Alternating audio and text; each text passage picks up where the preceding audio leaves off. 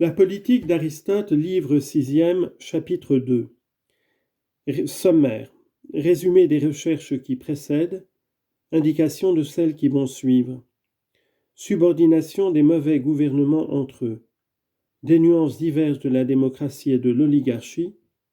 La théorie des révolutions devra terminer cet ouvrage politique. Dans notre première étude sur les constitutions, nous avons reconnu 3 espèces de constitutions pures: la royauté, l'aristocratie et la république. Et 3 autres espèces, déviations des premières: la tyrannie pour la royauté, l'oligarchie pour l'aristocratie, la démagogie pour la république. Nous avons parlé déjà de l'aristocratie et de la royauté, car traiter du gouvernement parfait, c'est traiter en même temps de ces 2 formes qui s'appuient toutes 2 sur les principes de la plus complète vertu. Nous avons en outre expliqué les différences de l'aristocratie et de la royauté entre elles, et nous avons dit ce qui constitue spécialement la royauté. Il nous reste encore à parler, et du gouvernement qui reçoit le nom commun de république, et des autres constitutions, oligarchie, démagogie et tyrannie. Il est aisé de trouver aussi entre ces mauvais gouvernements l'ordre de dégradation. Le pire de tous sera certainement la corruption du premier et du plus divin des bons gouvernements. Or, la royauté n'existe que de nom sans avoir aucune réalité, où elle repose nécessairement sur la supériorité absolue de l'individu qui règne. Ainsi, la tyrannie sera le pire des gouvernements, comme le plus éloigné du gouvernement parfait. En second lieu vient l'oligarchie dont la distance à l'aristocratie est si grande. Enfin, la démagogie est le plus supportable des mauvais gouvernements. Un écrivain avant nous a traité le même sujet, mais son point de vue différait du nôtre.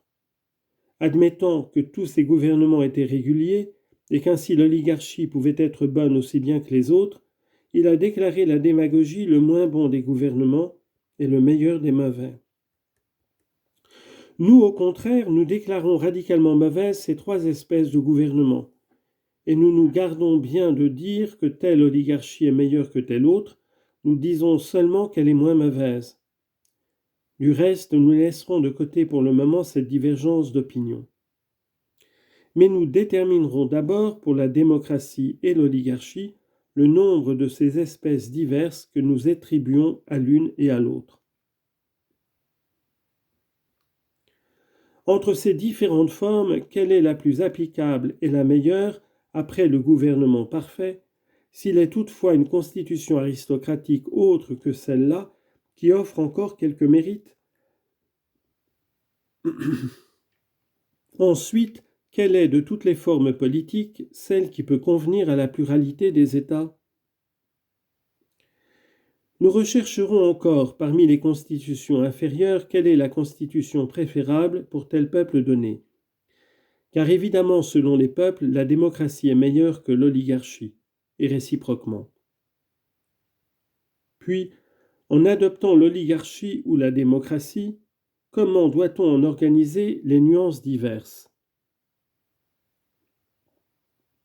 Et pour terminer, après avoir rapidement, mais comme il convient, passé toutes ces questions en revue, nous essaierons de déterminer les causes les plus ordinaires de la chute et de la prospérité des États, soit en général pour toutes les constitutions, soit en particulier pour chacune d'entre elles.